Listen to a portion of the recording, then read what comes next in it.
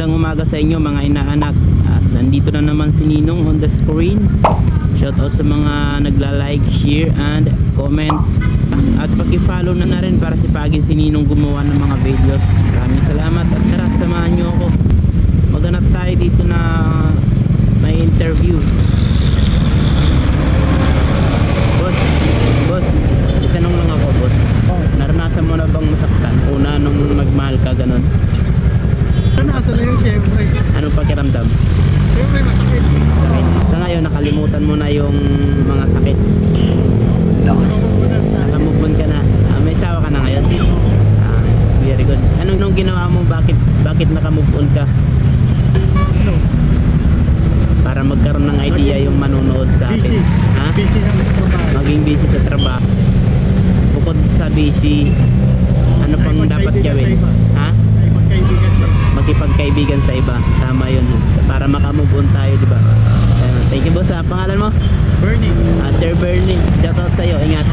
Thank you. Thank you. May tanong lang po ako, ma'am. Naranasan nyo ng masaktan? Naranasan nyo ng masaktan? Ha? Ha? Naranasan nyo na? Interview lang naman to. Hindi ka pa na in love? Ha? Since birth?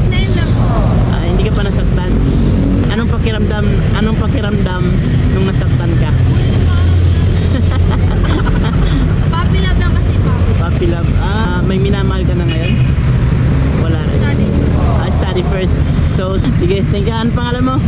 Ma'am? Jamelia? Thank you, ma'am. Thank you po. Mayayain si ma'am eh. Ma'am, pwede magtanong, ma'am. Pwede pa magtanong. Naranasan mo na bang masaktan? Naranasan mo na. Anong pakiramdam? Anong pakiramdam? Nakakawala ko ng tiwala. Wala ng tiwala. So ngayon, nakamove on ka na? Masasabi mong hindi pag nakikita mo yung tao.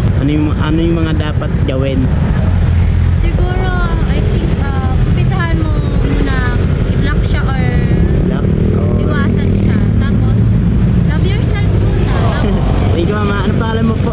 Bernadette po. Shoutout sa'yo. Nagbablog ako, okay lang? Okay, thank you. Ingat. Si ma'am ay nasasaktan pa sa ngayon, mga inaanak ha. Yeah. May kanya-kanya tayong opinion, mga inaanak, ano. Sabi nga nila, hindi tayo matututo hanggat hindi tayo nasasaktan.